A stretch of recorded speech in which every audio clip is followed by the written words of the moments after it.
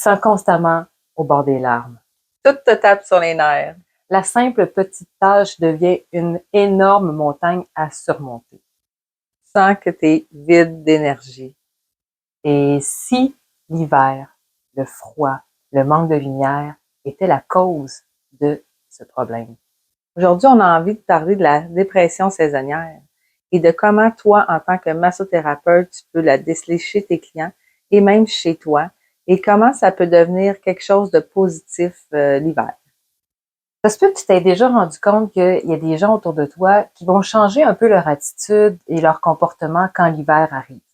Donc, c'est souvent dû au manque de lumière parce que quand l'hiver arrive, la lumière descend, donc on a des journées vraiment plus courtes et puis nos yeux qui vont absorber la lumière, notre cerveau, ça va faire en sorte que ça va changer le comportement à l'intérieur de certaines personnes. Pour les personnes qui sont prédisposées à faire des dépressions saisonnières. Donc, les gens vont avoir, comme j'ai dit tout à l'heure, vont être moins patientes vraiment. Ils vont avoir tendance à vouloir pleurer souvent.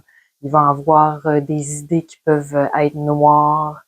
Puis souvent, on va les entendre dire « J'aimerais ça partir dans le sud, ça me ferait tellement du bien aller chercher du soleil. » Donc, ces gens-là, c'est des gens qui ont besoin de plus de lumière. Nous, comment qu'on peut les aider, c'est ça, quand les massant sur une base régulière, ça peut les aider. Donc, leur proposer de se faire masser plus souvent durant la période hivernale. Aussi, d'utiliser peut-être la luminothérapie, c'est pas quelque chose qui est très dispendieux puis qui est facilement accessible. Aussi, de prendre plus de moments pour eux, faire plus de cocooning. Tu sais, c'est l'hiver, il fait froid et tout ça, fait que de pas s'en vouloir de faire moins de choses, de ne pas partir dans des grands projets, puis de prendre le temps de prendre le temps.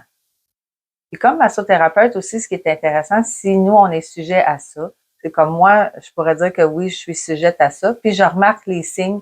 Puis en remarquant les signes, ben ça fait en sorte que je suis plus capable de prendre soin de moi.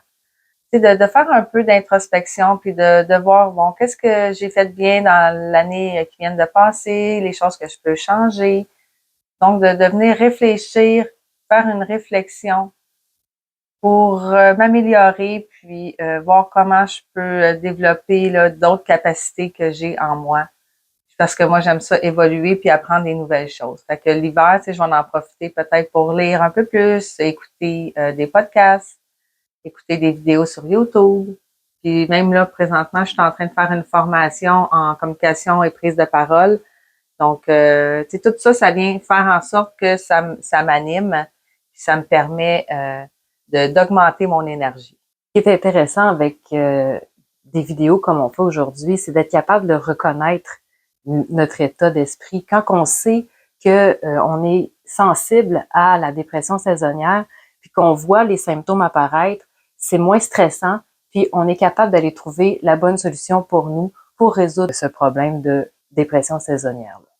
Alors, si toi aussi, comme moi, tu te sens concerné par la dépression saisonnière, ben, j'aimerais ça te lire en commentaire, savoir comment toi, tu vis avec ça et qu'est-ce que tu fais pour améliorer ton quotidien l'hiver. Si tu as le goût d'aller un peu plus loin dans tes apprentissages, Amélie a fait une super belle mini-formation. Ça s'appelle « Les 3 techniques dont tes clients seront accros ». C'est les techniques coup de cœur de ses clients. C'est gratuit, on te les offre. Donc, le lien se retrouve dans la description de cette vidéo. Les gens autour de toi, ils tapent un peu ses nerfs.